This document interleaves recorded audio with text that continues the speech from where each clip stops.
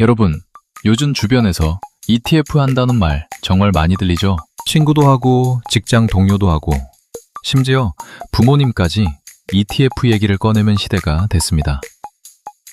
그런데 막상 ETF가 뭐야? 라고 물어보면 제대로 설명해주는 사람이 없습니다.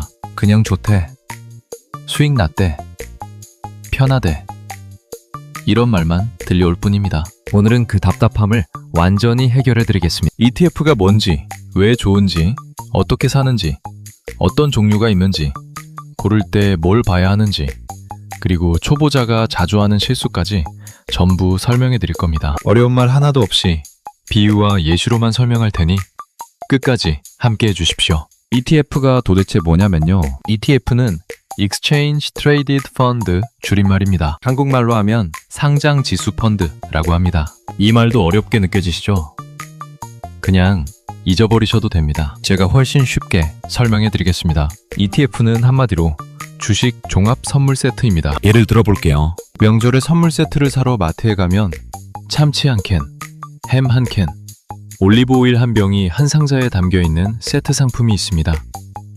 각각 따로 사면 비용도 많이 들고 고르기도 귀찮은데 세트로 사면 한 번에 해결됩니다. ETF가 딱 그 개념입니다. 삼성전자도 사고 싶고 SK하이닉스도 사고 싶고 네이버도 사고 싶은데 따로따로 사려면 돈도 많이 들고 관리도 복잡합니다. 그래서 이 회사들을 한 바구니에 담아서 하나의 상품으로 만든 것이 바로 ETF입니다. 그 바구니 하나를 사면 안에 들어있는 회사들 전부에 동시에 투자하는 효과가 생기는 겁니다. 치킨을 예로 들면 후라이드도 먹고 싶고 양념도 먹고 싶고 간장도 먹고 싶을 때 한 마리씩 3마리를 따로 시키면 돈이 너무 많이 들지만 세트 메뉴를 시키면 한 번에 다 먹을 수 있는 것과 같은 원리입니다. 펀드랑 ETF랑 헷갈려들 하시는데 비슷하지만 결정적인 차이가 하나 있습니다. 바로 주식처럼 실시간으로 사고 팔 수 있다는 겁니다. 일반 펀드는 은행이나 증권사에 가입 신청을 하고 해지할 때도 며칠이 걸리고 수수료도 높고 절차가 복잡한 편입니다. 그런데 ETF는 증권사 앱 하나만 있으면 주식 사듯이 버튼 하나로 살 수 있습니다. 할 때도 마찬가지로 앱에서 버튼 하나면 됩니다. 주식처럼 거래소에 올라와 있어서 장이 열려있는 시간이라면 언제든지 사고 팔 수 있는 겁니다. 그래서 이름에 Exchange Traded, 즉 거래소에서 거래되는 펀드라는 말이 붙은 겁니다. 간단하게 정리하면 펀드의 다양성과 주식의 편리함을 합쳐놓은 것이 바로 ETF입니다. ETF가 만들어지는 원리 구조는 자산운용사라는 회사가 있습니다. 삼성자산운용, 미래에셋자산운용, KB자산운용처럼 투자 상품을 만들고 운영하는 전문 회사들입니다. 이 회사들이 여러 주식을 묶어서 하나의 ETF 상품을 만듭니다. 예를 들어 우리가 반도체 회사들만 모아서 반도체 ETF 하나 만들겠습니다 라고 결정하는 겁니다. 그리고 그 상품을 주식시장에 올려놓으면 우리 같은 일반 투자자들이 앱에서 검색해서 사고 팔 수 있게 됩니다. 자산운용사는 ETF를 운영하는 대가로 아주 작은 수수료를 가져갑니다. 이걸 운용보수라고 합니다. 보통 연 0.05%에서 0.5% 수준인 경우가 많습니다. 100만 원을 투자했으면 1년에 500원에서 5,000원 정도 내는 수준입니다. 일반 액티브 펀드의 수수료가 보통 1%에서 2% 수준인 것에 비하면 훨씬 저렴한 편입니다. ETF의 장점은 3가지로 말할 수 있어요. ETF의 가장 큰 장점은 분산 투자가 자동으로 된다는 겁니다. 분산 투자라는 말 들어보셨을 겁니다. 쉽게 말하면 달걀을 한 바구니에 담지 마라는 오래된 투자 격언이 있습니다. 달걀을 한 바구니에 전부 담았다가 그 바구니를 떨어뜨리면 전부 깨집니다. 하지만 여러 바구니에 나눠 담으면 하나가 떨어져도 나머지는 살아있습니다. 주식도 똑같습니다. 삼성전자 주식만 전부 샀는데 삼성전자에 안 좋은 일이 생기면 내 돈도 같이 큰 타격을 받습니다. 하지만 ETF는 하나 안에 수십, 수백 개의 회사가 들어있습니다. 그중 하나가 내려가더라도 다른 회사들이 받쳐줘서 전체적인 충격이 훨씬 줄어듭니다. 이게 ETF가 초보자에게 특히 좋다고 하는 이유 중 하나입니다. 두 번째 장점은 소액으로도 시작할 수 있다는 겁니다. 예를 들어 삼성전자 주식 하나, 애플 주식 하나, 구글 주식 하나를 따로따로 사려면 수백만 원이 훌쩍 넘을 수 있습니다. 하지만 ETF는 그 회사들을 전부 담고 있는데도 불구하고 한 주에 몇천 원에서 몇만 원이면 살 수 있는 상품들이 많습니다. 적은 돈으로도 수십, 수백 개의 회사에 동시에 투자하는 효과를 누릴 수 있다는 점이 큰 매력입니다. 월급에서 5만 원, 10만 원씩 꾸준히 사모을 수 있다는 점도 직장인들에게 인기 있는 이유입니다. 세 번째 장점은 투명성입니다. ETF는 안에 뭐가 들어있는지 매일 공개됩니다. 예를 들어 코스피 200 ETF를 산다면 그 안에 어떤 회사가 얼마나 담겨 있는지 누구나 확인할 수 있습니다. 일반 펀드는 안에 뭘 샀는지 잘 공개되지 않는 경우도 있지만 ETF는 구성이 투명하게 공개되기 때문에 내가 뭘 사는지 명확히 알 수 있습니다. 이게 투자자 입장에서 굉장히 안심이 되는 부분입니다. 이제 ETF의 종류를 알아보겠습니다. ETF는 전 세계에 수천 가지가 있지만 크게 보면 딱 4가지로 나눌 수 있습니다. 지수 ETF, 산업 ETF, 배당 ETF, 테마 ETF입니다. 이 4가지 구조만 이해하면 어떤 ETF를 봐도 아, 이건 이런 거구나 하고 바로 감이 옵니다. 첫 번째는 지수 ETF입니다. 지수 ETF는 ETF의 기본 중 기본입니다. 지수라는 게 뭐냐면 주식시장 전체의 흐름을 숫자로 나타낸 것입니다. 뉴스에서 오늘 코스피가 올랐습니다. 나스닥이 내렸습니다. 이런 말 들어보셨을 겁니다. 그 코스피, 나스닥이 바로 지수입니다. 지수 ETF는 그 지수를 그 배로 따라가는 상품입니다. 예를 들어 코스피 200 ETF는 한국 주식시장을 대표하는 200개 기업의 흐름을 따라갑니다. S&P 500 ETF는 미국 상위 500개 기업의 평균 흐름을 따라갑니다. 쉽게 말해서 나라 경제 전체에 투자하는 상품이라고 보시면 됩니다. 한국 경제가 성장하면 코스피 ETF도 같이 성장하고 미국 경제가 성장하면 S&P 500 ETF도 같이 성장합니다. 특정 회사 하나를 골라야 하는 부담 없이 경제 성장 자체에 투자하는 개념입니다. 그래서 처음 투자를 시작하는 분들이 가장 많이 선택하는 유형이 바로 지수 ETF입니다. 두 번째는 산업 ETF입니다. 이건 특정 산업, 특정 분야의 회사들만 모아놓은 ETF입니다. 예를 들어 반도체 ETF에는 삼성전자, SK하이닉스처럼 반도체와 관련된 회사들이 들어있습니다. 2차전지 ETF에는 LG에너지솔루션, 삼성 SDI처럼 배터리를 만드는 회사들이 담겨 있습니다. 헬스케어 ETF에는 병원, 제약회사, 의료기기 회사들이 들어있습니다. 나는 앞으로 반도체 산업이 크게 성장할 것 같다는 생각이 있다면 반도체 ETF 하나를 사는 겁니다. 그러면 반도체 관련 회사 여러 곳에 동시에 분산해서 투자하는 효과가 생깁니다. 특정 회사 하나를 찍어서 사는 것보다 부담이 줄어드는 구조입니다. 산업 ETF는 지수 ETF보다 변동성이 조금 더 클 수 있지만 특정 산업의 성장을 믿는다면 더 집중적으로 투자할 수 있는 장점이 있습니다. 세 번째는 배당 ETF입니다. 배당이라는 게 뭔지 먼저 설명드릴게요. 회사가 1년 동안 열심히 사업을 해서 이익을 냈습니다. 그러면 그 이익의 일부를 주주들한테 나눠줍니다. 주주는 그 회사 주식을 가진 사람을 말합니다. 이렇게 나눠주는 돈을 배당이라고 합니다. 배당 ETF는 배당을 많이 주는 회사들만 모아놓은 상품입니다. 이 ETF를 사면 분기마다 혹은 매달 통장에 현금이 들어오는 구조입니다. 은행 적금에서 이자가 들어오는 느낌이라고 생각하시면 이해가 쉽습니다. 주가가 크게 오르지 않더라도 정기적으로 현금을 받을 수 있다는 점에서 많은 분들이 선호합니다. 특히 매달 일정한 현금 흐름이 생기기를 원하는 분들에게 인기가 많습니다. 대표적인 예로 미국의 SCHD라는 배당 ETF가 있는데 꾸준한 배당 성장으로 국내 투자자들 사이에서도 많이 알려진 상품입니다. 배당 ETF는 단기간에 큰 수익을 노리는 것보다 꾸준하고 안정적인 현금 흐름을 만들고 싶은 분들에게 잘 맞는 유형입니다. 네 번째는 테마 ETF입니다. 테마 ETF는 특정 미래 주제나 트렌드에 투자하는 ETF입니다. 예를 들어 AI ETF에는 인공지능 기술을 만드는 회사들이 들어있습니다. 로봇 ETF에는 로봇 기술을 개발하는 회사들이 담겨 있습니다. 전기차 ETF에는 전기차와 관련된 회사들이 들어있습니다. 이 기술이 앞으로 세상을 바꿀 것 같다는 믿음으로 투자하는 상품이라고 보시면 됩니다. 성장 가능성이 크지만 아직 성장 중인 산업이다 보니 가격 변동이 상대적으로 크게 나타날 수 있습니다. 테마 ETF는 전체 투자금 중 일부만 넣는 방식으로 접근하는 경우가 많습니다. 여기서 잠깐 개별 주식과 ETF의 차이를 깔끔하게 정리해 드릴게요. 개별 주식은 한 회사에만 투자하는 겁니다. 그 회사가 잘 되면 크게 오르지만 안 되면 크게 내려갈 수 있습니다. ETF는 여러 회사를 묶어놓은 바구니입니다. 하나가 내려가도 다른 것들이 받쳐주기 때문에 충격이 덜합니다. 개별 주식은 공부를 많이 해야 합니다. 이 회사의 실적은 어떤지, 경쟁사는 어떤지, 대표는 어떤 사람인지까지 알아야 합니다. ETF는 그 공부를 많이 줄여줍니다. 이미 전문가들이 종목을 선별해서 담아놓은 구조이기 때문입니다.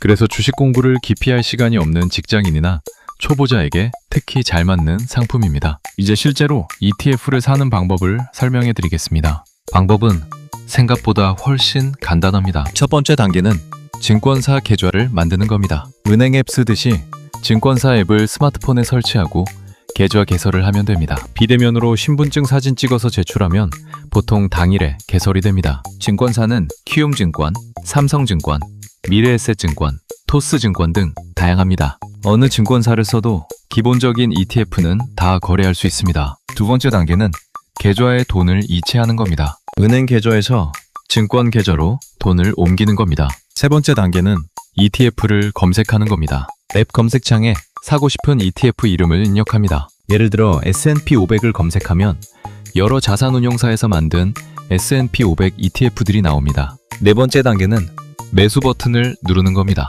주식 사는 것처럼 수량을 입력하고 매수를 누르면 끝입니다. 진짜로 이게 다입니다. 부동산처럼 큰 돈이 필요하지 않고 적금처럼 기다릴 필요도 없습니다. 소액으로 바로 시작할 수 있습니다. ETF를 살 때 한 가지 더 알아두면 좋은 게 있습니다. 국내 ETF와 해외 ETF의 차이입니다. 국내 ETF는 한국 주식시장에 상장된 ETF입니다. 국내 증권사 앱에서 바로 살 수 있고 원화로 거래합니다. 예를 들어 국내 증권사 앱에서 타이거 미국 S&P 500이라고 검색하면 미국 S&P 500 지수를 따라가는 국내 ETF가 나옵니다. 해외 ETF는 미국 주식시장에 상장된 ETF입니다. SPY, QQQ, BTI 같은 상품들이 대표적입니다. 해외 ETF를 사려면 해외 주식 거래 기능이 있는 앱에서 달러로 환전한 다음 구매해야 합니다. 처음에는 국내 앱에서 살 수 있는 국내 상장 ETF부터 시작하는 분들이 많습니다. ETF 이름을 보면 처음에는 당황스러울 수 있습니다. 타이거,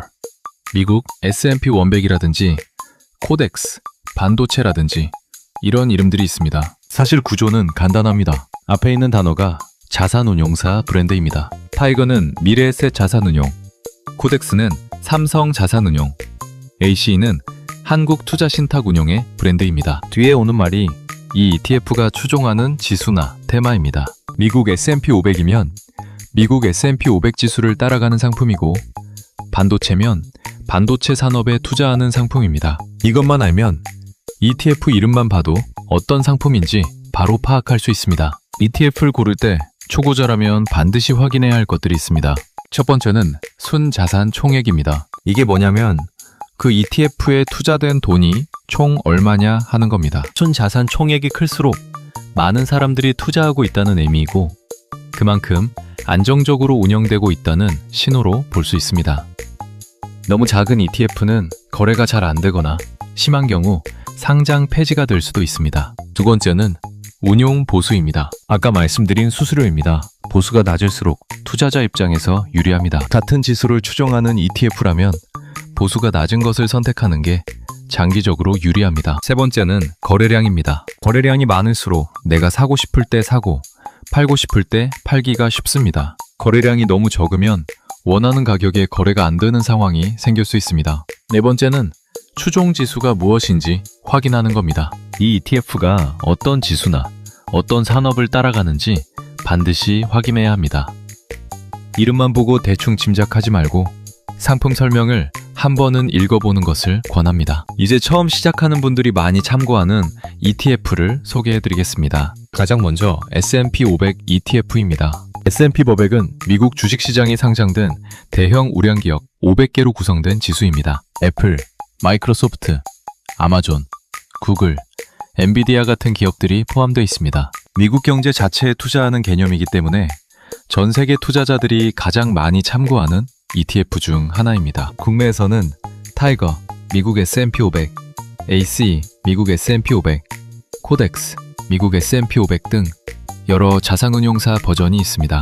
두 번째는 나스닥 100 ETF입니다. 나스닥 100은 나스닥에 상장된 기술주 중심의 상위 100개 기업으로 구성된 지수입니다. 애플, 마이크로소프트, 엔비디아, 메타, 넷플릭스 같은 기술 기업들이 많이 담겨 있습니다. S&P 500보다 기술주 비중이 높아서 상승할 때 더 많이 오르지만 내릴 때도 더 많이 내릴 수 있습니다. 세 번째는 코스피 200 ETF입니다. 한국 주식시장 대표 기업 200개로 구성된 지수를 따라가는 ETF입니다. 삼성전자, SK하이닉스, 현대차, 포스코 같은 기업들이 담겨 있습니다. 국내 경제 성장에 투자하고 싶다면 참고해 볼 수 있는 상품입니다. 네 번째는 전 세계 주식에 분산 투자하는 ETF입니다. 미국뿐 아니라 유럽, 일본, 신흥국까지 포함해서 전 세계 주식시장 전체에 투자하는 ETF도 있습니다. 미국 한 나라에만 집중하기 부담스럽다면 이런 글로벌 분산 ETF도 고려해 볼 수 있습니다. ETF에서 수익이 나는 방법은 두 가지입니다. 첫 번째는 시세 차익입니다. ETF를 10,000원에 샀는데 15,000원이 됐을 때 팔면 5,000원이 수익입니다. 주식이 오르면 같이 오르고 내리면 같이 내리는 구조입니다. 두 번째는 분배금입니다. ETF 안에 담긴 회사들이 배당을 주면 그게 모여서 ETF 투자자들에게 분배됩니다. 이걸 분배금이라고 합니다. 주식의 배당금과 같은 개념입니다. 분배금을 주기적으로 주는 ETF가 있고 그 돈을 다시 ETF 안에 재투자해서 가격을 높이는 방식의 ETF도 있습니다. 분배금을 재투자하는 방식은 복리 효과가 생겨서 장기 투자자에게 유리한 구조입니다. 투자하면 반드시 세금 이야기도 나옵니다. ETF 투자에서 세금은 크게 두 가지입니다. 첫 번째는 매매 차익 세금입니다. 국내 주식시장에 상장된 ETF를 팔아서 이익이 났을 때 세금 규정이 적용됩니다. 국내 주식형 ETF는 일반 계좌에서 매매 차익에 대해 현재 비과세인 경우가 많지만 해외 자산을 추종하는 ETF나 채권형 ETF는 배당소득세가 붙을 수 있습니다. 세금 규정은 정부 정책에 따라 바뀔 수 있으니 투자 전에 반드시 최신 규정을 확인하는 것이 좋습니다. 두 번째는 분배금에 대한 세금입니다. 분배금을 받으면 원천징수로 세금이 빠지는 구조입니다. 여기서 한 가지 꿀팁을 드리자면 ISA 계좌나 연금저축 계좌를 활용하면 세금 혜택을 받을 수 있습니다. ISA 계좌는 연간 한도 내에서 수익 일부까지는 비과세 혜택을 받을 수 있는 절세 계좌입니다. 연금저축 계좌나 IRP 계좌에서 ETF를 거래하면 연말정산 세액공제도 받을 수 있고 투자 수익에 대한 과세도 나중으로 미룰 수 있습니다. 세금 혜택 계좌를 먼저 채우고 투자하는 것이